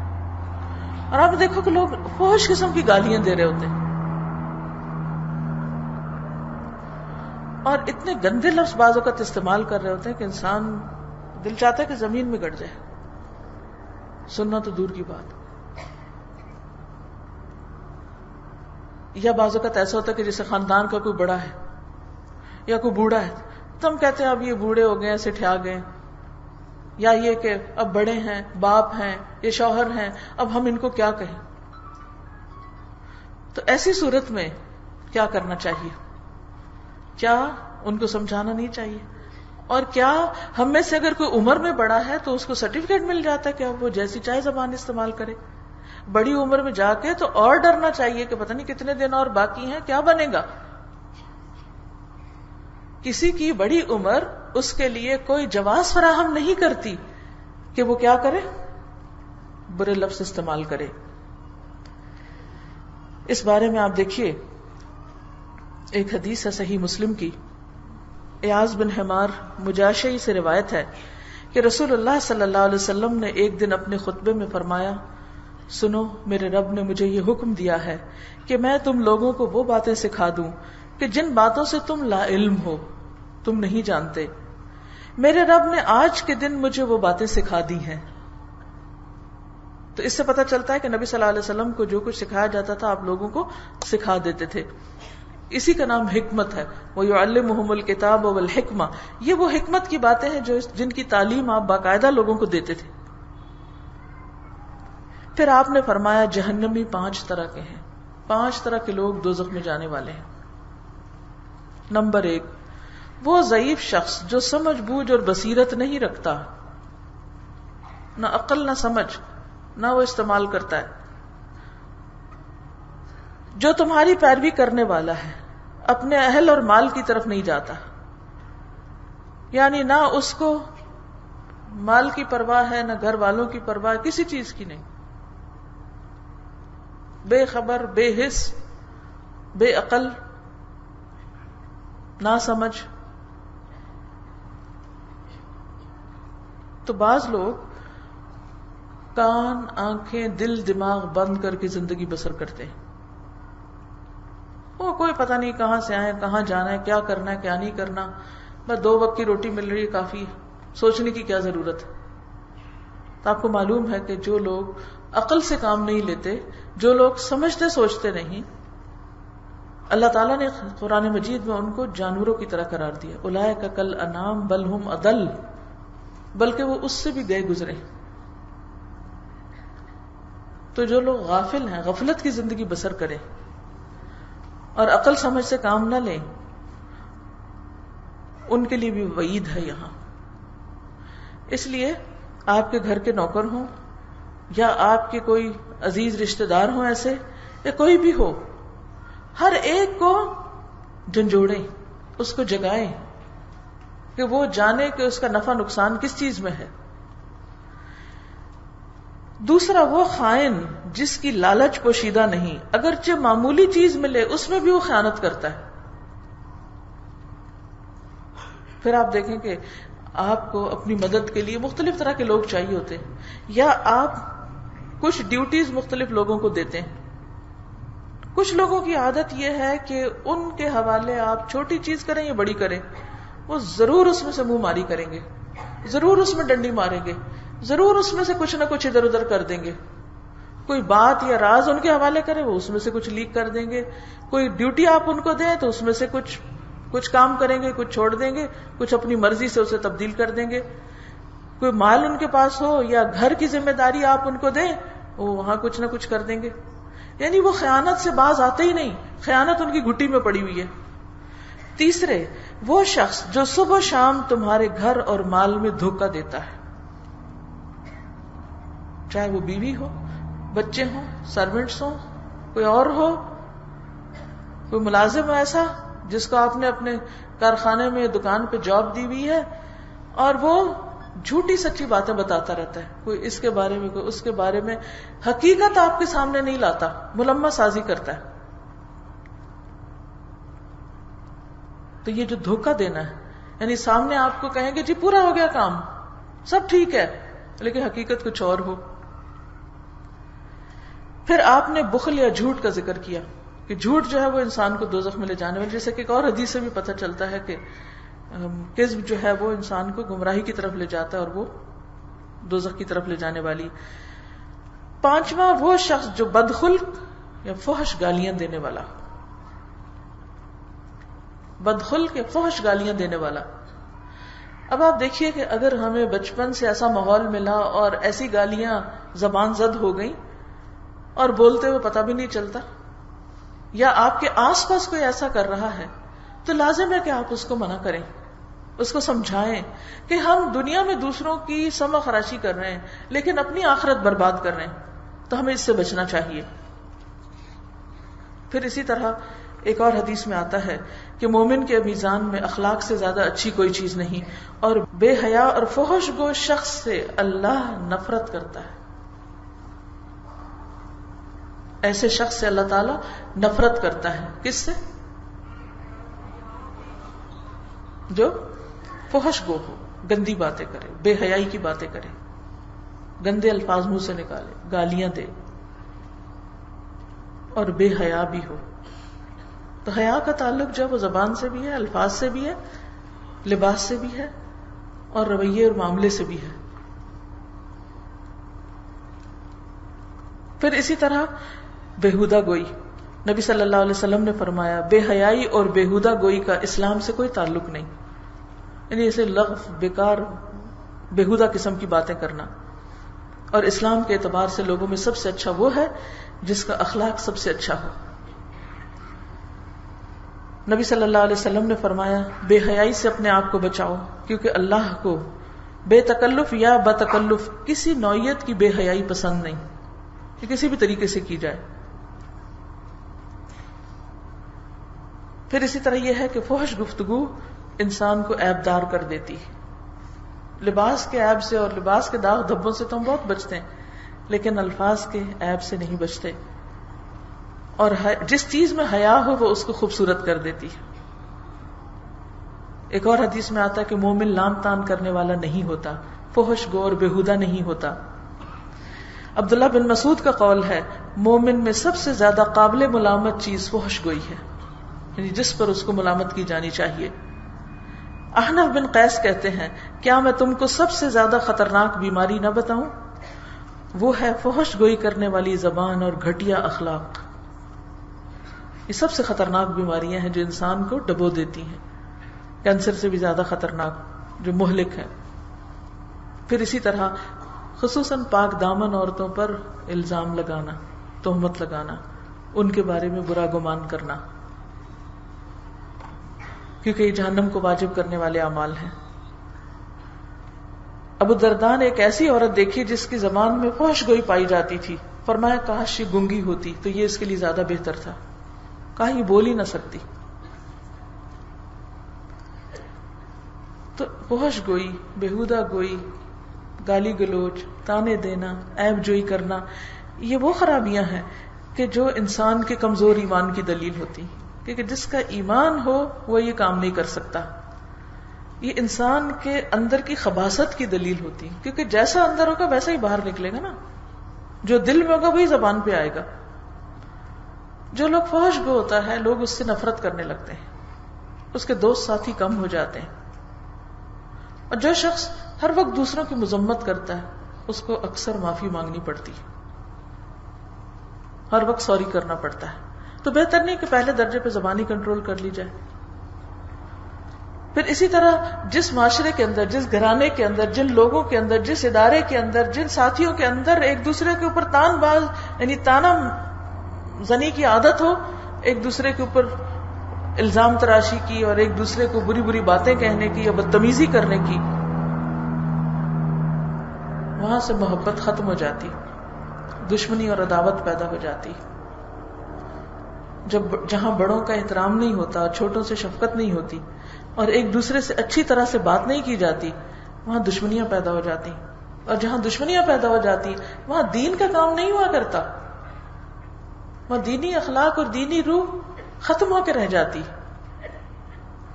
اس لیے بھی ہم سب کو اپنے آپ کو مزید اس سے بچانا ہے کہ کہیں ایسا نہ ہو کہ ہمارے طرز عمل کی وجہ سے لوگ دین سے ہی بھاگ جائیں. دنیا کو بھی ایسے لوگ جہنم بنا دیتے ہیں اور آخرت تو پھر آپ دیکھیے کہ ویسے ہی اپنی یعنی خراب کر لیتے ہیں. اسی طرح جہاں تک دوسرے کو برے نام دینے کا تعلق ہے یا برے القاب دینے کا تعلق ہے یا کوئی اس طرح کے نام رکھنے کا تعلق ہے، تو ایک مرتبہ حضرت عائشہ نے حضرت صفیہ کے بارے میں کہا کہ یہ چھوٹے قد والی ہیں. نبی صلی اللہ علیہ وسلم ایک دم چونکے. آپ نے فرمایا عائشہ تم نے ایسی بات کہی ہے کہ اگر سمندر میں ملا دی جائے تو کڑوا ہو جائے. آپ اپنی زوجہ محترمہ کو کہہ رہے ہیں کہ تم نے یہ اچھی بات نہیں کی. لیکن اگر مائیں خود، بڑے خود ایسے لفظ بول رہے ہیں تو بچے کیا سیکھیں گے اور آس پاس کے لوگ کیا کریں گے؟ اور اگر ہمارا سر اسکارف سے ڈھکا ہوا ہے اور ہمارے ہاتھ میں تسبیح ہے اور ہم ماتھے پہ محراب بھی لیے ہوئے ہیں، زبان سے ایسے لفظ بول رہے ہیں، تو لوگ تو اس کو سرٹیفائی کر دیں گے کہ جی فلاں نے بولا تھا اس لیے درست ہے. بیٹھ کے لوگوں پہ تبصرے کرنا، ان کے رنگ پہ، ناک پہ، ان کے قد پہ، خصوصاً جب رشتوں کا لین دین ہوتا ہے تو آپ دیکھیے کہ لوگ کس بے دردی کے ساتھ دوسرے کی بھری محفل میں بیٹھ کر ان کے جسم کے جو ان کے نزدیک سو کالڈ ان کے سٹینڈرڈ جو ہیں ان پہ جو پورے نہیں اترتے، کیسا کیسا ان کا مذاق اڑاتے ہیں اور کیسے کیسے ڈیٹیل ڈسکرپشن بیان کرتے ہیں. تو ان تمام تبصروں سے پہلے اللہ سے ڈرنے کی ضرورت ہے، محتاط ہونے کی ضرورت ہے. تو کسی کو بھی برا لقب نہیں دینا چاہیے. صحابہ کہتے ہیں، بنو سلمہ کے بارے میں کہتے ہیں، یہ آیت نازل ہوئی، وہ کہتے ہیں کہ آپ صلی اللہ علیہ وسلم ہم میں تشریف لائے تو ہم میں سے کوئی ایسا نہ تھا جس کے 2-3 نام نہ ہوں. نبی صلی اللہ علیہ وسلم کسی کو بلاتے یا فلاں تو لوگ کہتے ہیں اللہ کے رسول صلی اللہ علیہ وسلم رکیے، یہ آدمی اس نام سے ناراض ہوتا ہے، اس کو اس نام سے بلائیے. تو آپ پھر یہ آیت نازل ہوئی تھی. تو کسی کے نام رکھ لینا. اب دیکھیں کہ بعض لوگ شہروں کے، قبیلوں کے، خاندانوں کے، دوستوں کے نام رکھے ہوئے ہوتے ہیں، نک نیمز بنائے ہوئے ہوتے ہیں جس میں مذاق اور تنقیص کا پہلو ہوتا ہے، اس کی بھی اجازت نہیں. یا ایسا نام کسی کا رکھنا جس سے وہ چڑھتا ہو. ہوتا ہے نا بعض اوقات ہم انجوائے کر رہے ہیں، دوسرا چڑھ رہا ہے. بعض اوقات بچوں کے ساتھ ہم یہ کرتے ہیں. میں سوچی تھی کل میں جیسے ہم لوگ ٹریول کر رہے تھے تو ہمیں رستہ معلوم کرنا تھا، تو ڈرائیور نے کھڑکی کھولی اور ایک آدمی پرلی طرف منہ کر کے کھڑا تھا، تو اس کو کہتا چھوٹے. تو اس نے ادھر مڑ کے دیکھا تو اچھا خاصا آدمی تھا. اچھا وہاں سے آگے آئے تو وہاں پھر اس نے کہیں رستہ پوچھا، پھر اس نے بلایا کہا چھوٹے. تو مجھے اس کو خیال آیا کہ سعودی عرب میں جب کوئی ایسے کسی کو بلانا ہوتا ہے، مثلا کوئی رستہ روک کے کھڑا تو اس کو کہتے ہیں محمد. محمد ہر بندہ ان کے لیے محمد ہے، چھوٹے نہیں کہتے. اب آپ دیکھیں کہ ایک اچھا خاصا معزز شخص ہو، اس سے آپ کہنے چھوٹے ادھر آؤ. لیکن یہ ہمارے کلچر میں اتنا عام ہے کہ ہمیں محسوس بھی نہیں ہوتا کہ کسی کو چھوٹے کہہ رہے ہیں کہ بڑے کہہ رہے ہیں، کہ کیا کہہ رہے ہیں اور کیا نہیں کہہ رہے. جس کو جس نام سے دل چاہے پکار لیں، اور وہ بیچارہ بھی چپ ہو جاتا ہے، اسے پتا ہے کہ اب یہ ہمارا کلچر ہے. تو ان چیزوں سے پرہیز کرنے کی ضرورت ہے. پھر اسی طرح کسی کے بارے میں تجسس کرنا، کہاں گیا، کہاں آیا، کیا کرتا ہے، کس سے تعلق ہے، کہاں سے کماتا ہے، کہاں خرچ کرتا ہے، کس کو دیتا ہے، کیا کھاتا ہے، یہ بھی درست نہیں. اس سے دوسروں کی پرائیویٹ لائف میں مداخلت ہوتی. کیا ہم اپنے بارے میں چاہیں گے کہ لوگ ہر چیز کے بارے میں ہمارے تجسس کر کے ہر چیز دیکھنا شروع کر دیں؟ نہیں چاہیں گے نا، گھبراہٹ ہوگی. تو اسی طرح اس میں بھی نہیں کرنا چاہیے، کسی اور کے لیے بھی وہ نہیں پسند کرنا چاہیے. چلیے یہ تو بظاہر باہر نظر آنے والی چیزیں ہیں. اسی طرح تجسس جو کسی کے لیے کرتا ہے، کسی کی عزت کے درپے ہو جاتا ہے، اس کے عیب تلاش کرنے لگتا ہے. تو حدیث میں آتا ہے کہ جو کسی کی عزت کے درپے ہوتا ہے اللہ تعالیٰ اس کی عزت کے درپے ہو جاتے ہیں، اور جس کی عزت کے درپے اللہ تعالیٰ ہو جائے وہ اس کو اس کے گھر میں بھی بدنام کر کے چھوڑتے ہیں، پھر اس کی بدنامی سے وہ بچ نہیں سکتا. نبی صلی اللہ علیہ وسلم نے خاص طور پر اس سے منع کیا ہے. پھر اسی طرح غیبت، اس کے لیے تو میں سمجھتی ہوں کہ یہ آیت ہی کافی ہے کہ کیا تم مردہ بھائی کا گوشت کھانا چاہو گے. اگر غیبت کرنے سے پہلے وہ گوشت نظر آنے لگے نا تو ہم چپ ہو جائیں، ہم جہاں بھی زبان روک لیں. جیسے آپ کی ناپسندیدہ چیز اگر کھانے کے لیے سامنے آئے تو آپ کیا کریں گے؟ تو اس سے بچنے کا نسخہ یہی ہے جو قرآن نے بتا دیا کہ ایک امیجنیشن میں مردے کا گوشت رکھ لیں. جب ایسی کوئی بات کرنے لگے تو وہ پلیٹ اپنے سامنے لے آیا کریں، تو پھر رک جائیں گے. یعنی میں نہیں کھا سکتا، مجھے نہیں بات کرنی، مجھے کیا فائدہ، کیونکہ اس سے بچنا ضروری. ٹھیک ہے. اب آپ دیکھیے آخری چیز، ساری چیزوں سے بچ جاتے ہیں، کسی کے بارے میں برا سوچنے سے کیسے بچے؟ بدگمانی. حالانکہ بدگمانی سب سے جھوٹی بات ہوتی. اچھا اس کا اثر کہاں سے نظر آتا ہے بدگمانی کا؟ جب کسی کا آپ کے لیے دل برا ہو، بدگمان ہو کوئی آپ کے بارے میں، تو آپ کی چھوٹی سی بات اس کو بہت بری لگ جائے گی. چھوٹی سی بات افینڈ ہو جائے گا وہ ایک دم. کیوں ایسا کیوں ہوگا؟ کیونکہ اس کے دل میں غبار تھا، اس کا دل آپ کے بارے میں بہت برا تھا، اس میں پہلے نفرت بھری ہوئی تھی، اس میں پہلے ہی کچھ خرافات تھی. تو جو ہی آپ نے اس کو کوئی چھوٹی سی بات کہی تو وہ ایک دم بھڑک اٹھا. کبھی آپ نے دیکھا ہوگا نا کہ آپ کسی سے کوئی بالکل عام سی بات کر رہے ہوتے اور وہ غصے میں آ جاتا ہے، وہ ناراض ہو جاتا ہے، وہ مائنڈ کر جاتا ہے. اگر یا رب یہ کیا ہوا، کیا واقعی یہ بہت بڑی بات تھی؟ نہیں تو پھر کیوں ایسا کیا اس نے؟ کیونکہ وہ بدگمان تھا. بس اسے چھیڑ، جیسے ہوتا ہے نا کوئی زخم بھرا ہوا ہوتا ہے. ایک صحت مند سکن، اگر آپ کسی کو ہاتھ لگائیں تو کیا ہوگا؟ اسے کچھ بھی نہیں پتا چلے گا کہ ہاتھ لگائے کچھ. لیکن اگر کسی کی سکن دکھی بھی ہو یا اس کے اندر پیپ بھری ہوئی ہو اور کسی کا کپڑا بھی چھو جائے تو کیا ہوتا ہے؟ تڑپ اٹھتے ہیں آپ. تو جب آپ کے دل میں پیپ بھری ہوئی ہو کسی کے لیے، گند بھرا ہوا ہو، تو وہ پاس سے بھی گزرے گا تو آپ کو غصہ آ جائے گا. ہم اپنے دل کھول کے نہیں دیکھتے، ذرا دیکھا تو کریں، جھانکا تو کریں کیا رکھا ہوا وہاں. مثلا کسی کے بارے میں آپ کے دل میں کوئی برا خیال آنے لگے، کیونکہ شیطان کا پہلا وار ہے. دیکھیے شیطان کی چالوں کو سمجھنا بہت ضروری ہے. شیطان کا پہلا وار کیا ہوتا ہے کہ وہ جب کوئی کام مثلا اس نے نہیں کرنے دینا نا آپ کو، وہ یہ نہیں کہے گا نہ کرو، وہ کہے گا بعد میں کرو.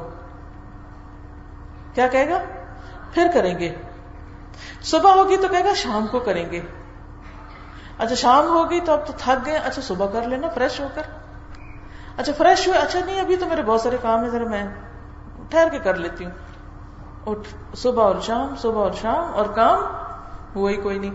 کتنے ہی منصوبے آپ کے ایسے جو ابھی تک پینڈنگ میں پڑے. کیوں؟ کیونکہ شیطان آپ کو ادھر جانے ہی نہیں دے رہا.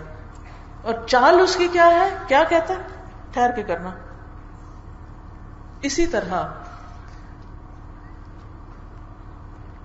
طرح کچھ چالیں اور بھی ہیں اس کی. جب اس نے دو لوگوں کا تعلق خراب کرانا ہوتا ہے نا، تو یہ نہیں کہتا کہ فلاں چور ہے، قاتل ہے، ایسا ہے ویسا ہے نہ، یا کوئی ہوتا ہے واقعی برا، اس کے بارے میں کوئی برا وسوسہ آپ کے دل میں آ کے ڈالتا ہے اور اس سے کوئی نہیں بچتا. لوگوں نے تو اللہ سبحانہ و تعالیٰ کو بھی نہیں چھوڑا، اللہ کے بارے میں بدگمانی رکھتے ہیں. اور اس کا اظہار کہاں سے ہوتا ہے؟ ناشکرے پن سے، شکووں سے. ہم میں سے بہت سے لوگ کہتے ہیں کہ میرے دل میں ایک شکوہ ہے، اللہ سے شکوہ ہے مجھے. نعوذ باللہ، اللہ سے شکوہ؟ جس نے سب کچھ دیا اس سے شکوہ کر رہے ہیں آپ؟ نعمتوں کو گنے تو صحیح. ان تعدوا نعمت اللہ لا تحصوها. پہلے وہ ساری گن کے آؤ پھر شکوہ کرنا کہ یہ کیوں نہیں ملا. دل کہاں پٹتا ہے میرا جب کوئی کہتا ہے کہ مجھے اللہ سے شکوہ ہے، اور میں اللہ سے شکوے کرتی تھی. Why who are you? کیوں کرتی تھی؟ ڈر نہیں لگتا؟ اللہ تو کسی پہ ظلم کرتا ہی نہیں. اگر اس نے ہمیں کسی خاص سچویشن میں ڈال دیا ہے جو ہمیں پسند نہیں، اپنی لا علمی اور ناسمجھی کی وجہ سے، تو اس میں بدگمانی کی کیا ضرورت ہے؟ پھر رسول کے بارے میں بدگمانی، یعنی بعض آیات پہ لوگ راضی نہیں ہوتے کہ یہ کیوں نازل ہوگی، یہ قرآن میں کیوں ہے، اس کو تو بس جلدی سے گزر جاؤ، اس سے اس کی تفسیر نہ سنو نہ سناؤ. کیوں؟ کیونکہ دل راضی نہیں ہے نا ان چیزوں پر، پوری طرح داخل ہی نہیں ہوئے دین میں. پھر رسول سے بدگمانی، اس میں کیا ہوتا ہے؟ اچھا حضور صلی اللہ علیہ وسلم نے اتنی شادیاں کیوں کی تھی؟ یہ تو کوئی بہت اچھی بات نہیں لگ رہی. اچھا اب شیطان وسوسے ڈالتا ہے. اور وہ محبت جو ایمان کا حصہ ہے، جس کے بغیر کوئی مومن ہی نہیں، اللہ کے رسول صلی اللہ علیہ وسلم کی محبت.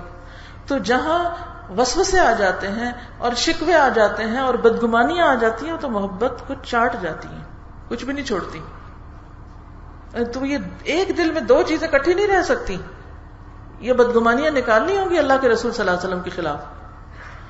آپ کی کسی سنت کو حقیر سمجھنا، آپ کے کسی عمل کو 1400 سال پرانی چیز یہ سمجھنا.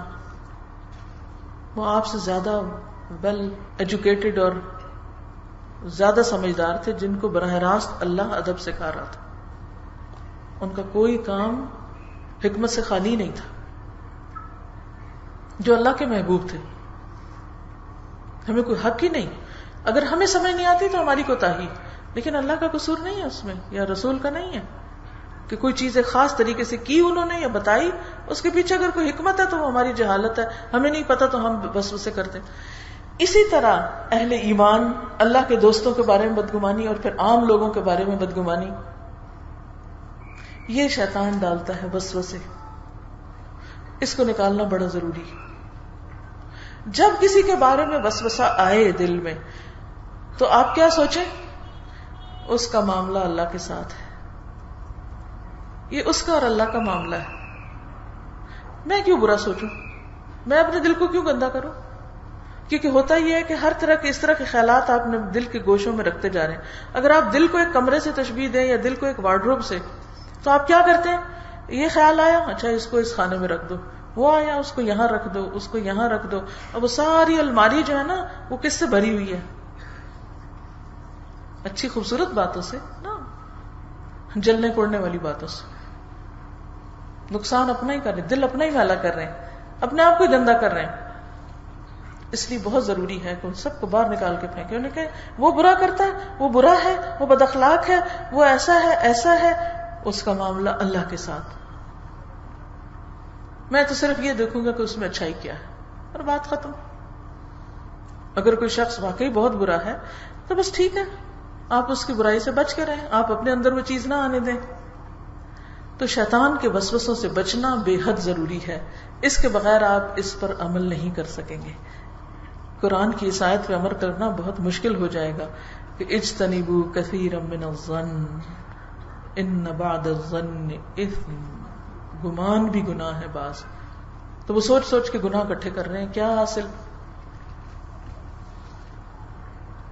تو اس لیے اگر آپ چاہتے ہیں اور ہم سب چاہتے ہیں کہ ہم احترام انسانیت کا سبق سیکھیں، تو اس کے لیے ضروری ہے سب سے پہلے اپنی سوچ کو صاف کریں، زبان کی صفائی کریں. کسی ٹنگ کلینر سے نہیں ہوگی، گفتگو مراد ہے. اس سے برے الفاظ نکال دیں، اکھڑ لفظ نکال دیں، بدتمیزی کے لفظ نکال دیں، بے احترامی کے لفظ نکال دیں. اور پھر اس کے بعد اگلے مرحلے پر دوسرے کے ساتھ رویہ، لین دین، تعلقات، معاملات، ان میں اچھے اخلاق کا برتاؤ کریں تاکہ دنیا میں بھی ہمارے گھر جنت کا نمونہ بن جائے اور آخرت میں. اور اس کے لیے صرف تھوڑے سے صبر کی ضرورت ہوتی، تھوڑے سے رک جانے کی ضرورت ہوتی. جلد بازی کس کی طرف سے ہوتی؟ شیطان کی طرف سے. تو جب ہم جلد بازی کرتے ہیں نا اور فوراً کنکلوژن پہ پہنچ جاتے ہیں، فوراً دوسرے کے بارے میں کوئی فیصلہ کر بیٹھتے ہیں، فتویٰ دے دیتے ہیں، اس سے کام خراب ہو جاتا ہے. پھر ہم اس بات پہ اڑ جاتے ہیں، پھر ڈھیٹ ہو جاتے ہیں، پھر پتہ بھی چلتا ہے ہم غلط ہیں، پھر کیسے وہ واپس کیسے پلٹیں، سوری کیسے کریں، مشکل ہو جاتی. تو اللہ تعالیٰ سے دعا ہے کہ اللہ تعالیٰ ہمارے عمل کو بدل دے اور ہمارے دلوں میں واقعی دوسروں کا احترام اور دوسروں کی قدر ڈال دے، دوسروں کے لیے خیر خواہی پیدا کر دے. کیونکہ اگر خیر خواہی ہوگی دل میں تو تبھی ہم ان کے ساتھ ان کی دنیا اور آخرت کی بھلائی کے لیے کام کر سکیں گے. اس کے بغیر دین کا کام ناممکن. جزاکم اللہ خیرا. سبحانک اللہم و بحمدک، نشہد ان لا الہ الا انت، نستغفرک و نتوب الیک. کچھ سوالوں کے جواب. لکھا ہے کہ بعض لڑکیاں شادی کے بعد اپنے والدین کے گھر آ جاتی ہیں تو لوگ انہیں اس طرح سے طعن و طنز کرتے ہیں کہ وہ مجبور ہو جاتی ہیں طعنے کا جواب دینے کو، جبکہ اس کا آنا سسرال والے اپنے گھر سے نکال دیتے ہیں. یعنی مطلب یہ کہ سسرال والے نکال دیتے ہیں اور پھر گھر والے بھی طعنے دیتے ہیں اور باہر سے میل ملاقاتی بھی طعنے دیتے ہیں. دیکھیے کسی بھی موقع پر جب کوئی آپ کو طعنے دے رہا تو یہ نہ سوچیں کہ ہم جواباً طعنا دیں گے تو ہماری نجات ہوگی اور چپ ہوگا کوئی.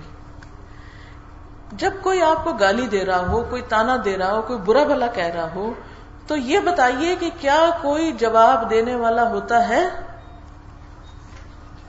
کیا اس کا جواب دیا جا رہا ہوتا ہے؟ کون دے رہا ہوتا ہے؟ کس کو نہیں پتا؟ ہم بھول جاتے ہیں. ہم نے پڑھا ہوا ہے لیکن جب عمل کا وقت آتا ہے تو ہم بھول جاتے ہیں, اور اس وقت ہم سمجھتے ہیں جب تک ہم جواب نہ دے لیں تو یہ تو معاملہ حل نہیں ہونے والا. ایسی صورت میں مثلا کسی کے بچے نہیں تو اس کو تانے دیتے ہیں لوگ. اگر کسی کا بچہ معذور پیدا ہو گیا تو اس کو بھی برا بلا کہہ رہے ہوتے ہیں. بہت ساری چیزیں. کیا یہ آپ کا اپنا فیصلہ تھا کہ آپ کا بچہ نہ ہو؟ کیا یہ آپ کا فیصلہ تھا کہ آپ کے گھر معذور بچہ پیدا ہو؟ کیا یہ آپ کا فیصلہ تھا کہ آپ کو اللہ نے صرف بیٹیاں دی یا صرف بیٹے دیے یا زیادہ بچے دیے؟ لوگ کوئی بھی چیز بنیاد بنا کے آپ کو تانے دے سکتے ہیں. اب اس کے بعد آپ کے پاس چوائس ہے. چاہے تو جوابی کاروائی شروع کر دیں, لڑائی جھگڑا شروع ہو جائے, فتنہ فساد پہلے سے زیادہ آگ بھڑک اٹھے. چاہے تو آپ تھوڑی دیر اس کو صبر کے ساتھ کنٹرول کر لیں, منہ بند کر لیں, یہ یقین رکھتے ہوئے کہ اس کا سارا جواب جا رہا ہے, فرشتے دے رہے ہیں جواب. وہ حدیث یاد ہے نا کہ جب ایک موقع پر حضرت ابوبکر کو کوئی برا بھلا کہہ رہا تھا, آپ صلی اللہ علیہ وسلم کیا کر رہے تھے؟ آپ سن رہے تھے, مسکرا رہے تھے کیونکہ وہ چپ تھے. جو ہی وہ بولے تو آپ چل دیے. تو حضرت ابوبکر فکر ہوئی کہ یہ کیا, آپ کیوں چلے گئے, ناراض ہو گئے؟ پیچھے آئے, کہا کہ اللہ کے رسول صلی اللہ علیہ وسلم, آپ جب وہ مجھے برا کہہ رہا تھا تو آپ مسکرا رہے تھے, اور جب میں نے جواب دیا تو آپ یہاں سے چلے گئے. فرمایا جب تم چپ تھے تو فرشتہ جواب دے رہا تھا, اور جب تم بولے تو فرشتہ چلا گیا, شیطان آ گیا, اور جہاں شیطان آ جاتا ہے میں وہاں نہیں رہتا. تو اس سے کیا بات سیکھنے کو ملتی ہے کہ کوئی آپ پہ بےہودہ الزام لگائے تو ضروری نہیں کہ آپ خود ہی جواب دیں. اچھا بعض اوقات کیا ہوتا ہے کہ آپ کو اتنا رونا آتا ہے کہ نہ میرے ماں باپ بولتے ہیں نہ ہمارے بہن بھائی جواب دیتے ہیں, لوگوں نے تو مجھے یہی سمجھ لیا. تو آپ کو معلوم ہے حضرت عائشہ کے ساتھ کیا ہوا تھا؟ ان کا کسی نے جواب دیا تھا. کس نے پھر جواب دیا تھا؟ اللہ سبحانہ وتعالیٰ. اللہ نہیں چھوڑتا, اللہ ضرور جواب دلوائے گا. لیکن ہمارا امتحان ہوتا ہے کہ اب ہم کیا کرتے ہیں. تو کسی بھی بچی پر, کسی بھی شخص پر کوئی الزام لگا رہا, ٹھیک ہے اپنی برات کر دیں کہ میں نے ایسا نہیں کیا, لیکن پھر بھی کوئی نہیں مانے اور جھوٹا الزام لگایا جائے یا تانا دیے جائے تو صبر سے کام نہیں. دل زخمی ضرور ہوگا لیکن اللہ تعالیٰ ایسا اجر دے گا کہ آپ یاد رکھیں گے. میری بیٹی کو تلاوت کا بہت شوق ہے, وہ مجھے کافی دیر سے کہہ رہی ہے, تو اس کو آپ ایک اچھا سا ٹیپ ریکارڈر لے دیں اور اچھی سی کوئی چیز اور اس میں اچھے قاریوں کی تلاوت بھر دیں اور دن رات سنا کرے. اچھا سوال ہے, کسی انسان سے ماضی میں کوئی غلطی ہو چکی ہو تو آئندہ ہر دفعہ اس غلطی کو مد نظر رکھ کر معاملہ کرنا اور اس کے بارے میں ایک رائے قائم کر لینا کہ چونکہ اس نے پچھلی بار ایسا کر دیا تھا, اس کو تو نہیں کیا, یہ بھی بدگمانی کی ایسی شکل ہے جو دیندار لوگوں میں پائی جاتی.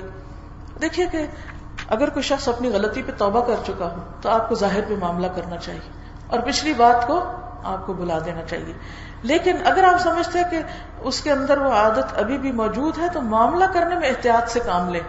مثلا کسی کو آپ نے رقم دی, اس نے گما دی, پھر وہ دوبارہ آ رہا ہے کہ اچھا اب دے دیں, میں کر دیتا ہوں, تو آپ چاہیں تو دیں چاہیں تو نہ دیں, ٹھیک ہے. لیکن آپ دیکھیے کہ لوگوں کو معاف کیے بغیر گزارا نہیں ہے, ورنہ آپ فرشتے کہاں سے لائیں گے لوگوں جن کے ساتھ آپ معاملہ کریں. ہاں آپ احتیاط ضرور کریں لیکن دل میں برا سوچ کے اور کسی اور سے, کیونکہ ہوتا ہی ہے جو بات دل میں آتی ہے نا پھر زبان پہ آئے بغیر نہیں رہتی. تو جب آپ بہت زیادہ کسی کے بارے میں معاملہ دل میں برا رکھیں گے تو غیبت شروع ہو جائے گی اور خرابیاں آئیں گی. تو اس لیے کوشش کریں کہ آپ ان چیزوں کے اوپر زیادہ سوچ بچار نہ کریں. شادی شدہ بہن بھائیوں کی باہمی لڑائی جھگڑا کی صورت میں ماں درست تجزیہ نہیں کر پا رہی, ایک غیر جانبدار بچہ اپنی ماں کو سمجھا سکتا ہے اور اس میں کیا بحث و مباحثہ کی اجازت ہے یا نہیں؟ دیکھیے کہ سمجھانے کے لیے بحث و مباحثہ کچھ زیادہ فائدہ مند نہیں ہوتا. آپ اچھے طریقے سے دوسرے کو بات سمجھائیں جب تک وہ سمجھے, نہ سمجھے تو سچویشن چھوڑ دیں, پھر کسی اور وقت کا انتظار کریں, دوبارہ سمجھائیں, کیونکہ ہر وقت انسان کا دل ایک جیسا نہیں ہوتا. ایک دفعہ کوئی نہیں سمجھتا تو پھر اس کو کھینچے مت, لڑائی جھگڑے پہ نہ آ جائیں, چھوڑ دیں وہاں, اس کے بعد پھر دوبارہ اس کے اوپر آئیں. ہنسی مذاق اور مزاح میں فرق کیسے رکھے؟ مزاح جو ہوتا ہے وہ کسی انسان کے عیب کو نہیں بیان کرتا, جبکہ کسی کا مذاق اڑانا جو ہوتا ہے وہ کسی کی تحقیر کرنا مقصود ہوتا ہے. اس میں جیسے نبی صلی اللہ علیہ وسلم کے جو مزاح ہیں ان کو آپ دیکھیں تو جو بنیادی چیز نظر آتی ہے وہ یہ ہے کہ منع وہ چیز ہے جس میں دوسرے کی تحقیر, تذلیل اور اس کو بلیٹل کرنا مقصود ہو, وہ منع ہے. لیکن اگر کوئی ایسی چیز جس سے دوسرا بھی خود بھی انجوائے کرے اور آپ بھی کریں, اور پھر یہ بھی ہے کہ معاملہ ہر ایک کے ساتھ فرق ہوگا, سب لوگ ایک جیسے نہیں ہوتے. جہاں آپ کو پتا ہے کہ الٹرا سینسیٹیو ہے تو وہاں آپ خود بھی زیادہ احتیاط کریں. کسی نے نظم بھیجی ہے, کتنا ادھورا سا لگتا ہے سب کچھ جب بادل تو ہو مگر بارش نہ ہو, جب زندگی تو ہو مگر مقصد نہ ہو, جب منزل تو ہو راستہ نہ ہو, جب آنکھیں تو ہو حیا نہ ہو, زبان تو ہو مٹھاس نہ ہو, کان تو ہو مگر سن نہ سکیں, مسلمان تو ہو توحید نہ ہو, قرآن تو ہو اس کی سمجھ نہ ہو, علم تو ہو مگر طالب نہ ہو, مال تو ہو مگر اللہ کی راہ میں خرچ نہ ہو, صحت تو ہو اس کی قدر نہ ہو, محبت تو ہو قربانی نہ ہو, اولاد تو ہو فرما بردار نہ ہو, جسم تو ہو روح نہ ہو, ایمان ہو مگر ایمانداری نہ ہو. کچھ کیسٹس کے بارے میں پوچھا کہ کہاں سے ملیں گی, کچھ یہاں بھی میرا خیال ہے کچھ چیزیں پڑی ہوئی ہیں. اچھا ایسا ہے کہ ایک یہ نئی کیسٹ بنائی گئی ہے جس میں ولادت میں سہولت کی دعائیں ہیں.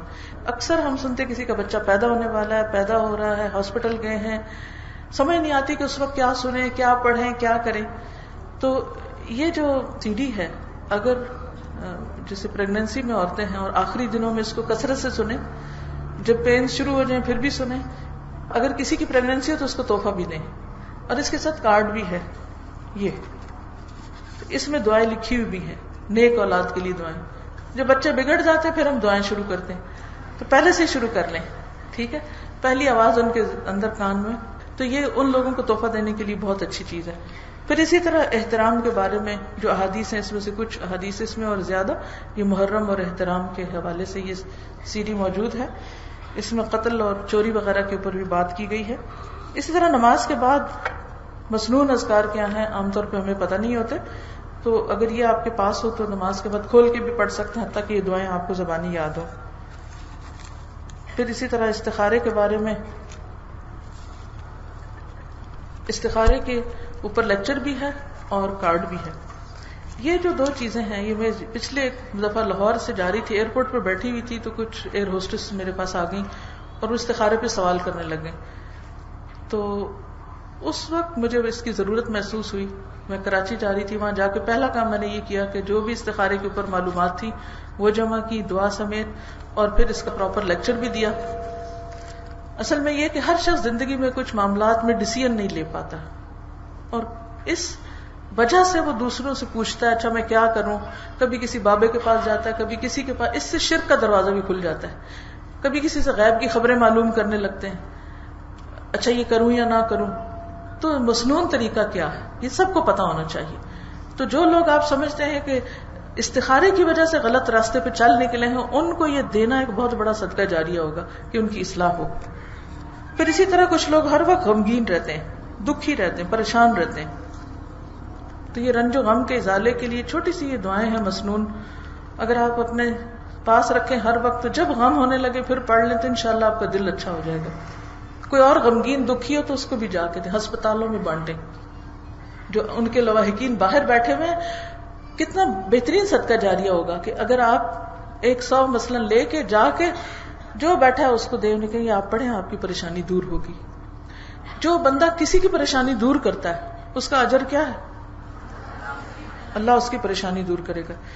اسی طرح آج ہم نے جو لیکچر سنا ہے, اس میں اگر ہم نے کسی کے ساتھ کوئی زیادتی کر لی ہے, کسی کے مذاق اڑایا یا کسی کو تانا دیا یا کچھ بھی, اس کے کفارے کی دعا ہے یہ سوری کارڈ کے اندر.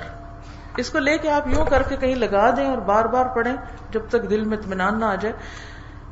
نبی صلی اللہ علیہ وسلم نے جو دعا سکھائی ہے صحیح بخاری کی دعا ہے, اللہم فأیما مؤمن سببتہ فاجعل ذلک لہ قربۃ الیک یوم القیامہ. اے اللہ, جس مومن کو میں نے برا بھلا کہا ہو تو قیامت کے دن اس برا بھلا کہنے کو اس کے لیے اپنی قربت کا ذریعہ بنا دے. یعنی جس کسی کو بھی میں نے برا کہا ہو, یا اللہ میری اس بات کو اس کے لیے قربت کا ذریعہ بنا دے, تو انشاءاللہ اس دعا کی برکت سے آپ کے وہ گناہ معاف ہو جائیں گے. تو یہ دعا زبانی یاد نہیں ہوتی عام طور پر, یا کسی سے کوئی زیادتی ہوگی تو اس کو آپ یہ دے دیں, تو انشاءاللہ اس سے آپ کو فائدہ ہوگا. یہ بھی چیز آپ دوسروں کو سکھا بھی سکتے ہیں, بتا سکتے ہیں. اور اسی طرح اگر کوئی بیمار ہو تو حدیث میں آتا ہے جس نے کسی ایسے مریض کی عیادت کی جس کی موت نہ آئی ہو تو 7 بار اس کے پاس یہ دعا پڑھے, اللہ تعالیٰ اس کو بیماری سے عافیت دے گا. مثلا کوئی بیمار ہے یا آپ کے رشتہ دار ہے یا نہیں, کسی ہاسپٹل میں چلے جائیں آپ دیکھیں کرسچن مشنریز کس طرح جا کے اسپتالوں میں لوگوں کو عین اس وقت مرنے سے پہلے ان کا بعض اوقات ایمان بدل دیتے ہیں, کیونکہ وہ وقت ایسا ہوتا ہے کہ انسان مدد کے لیے پکار رہا ہوتا ہے کہ کوئی آئے جو میرا غم ہلکا کرے. یہ چھوٹا سا کارڈ ہے جس سے آپ کے بیگ میں کچھ خاص بوجھ نہیں بنے گا.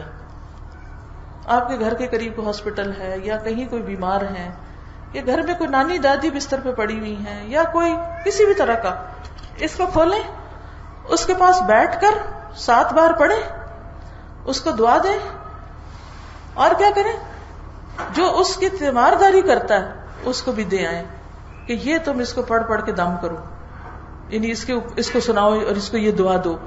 کیوں؟ اس لیے کہ اگر وہ اس کو شفا ہونی ہوئی تو انشاءاللہ وہ صحیح سلامت ہو جائے گا.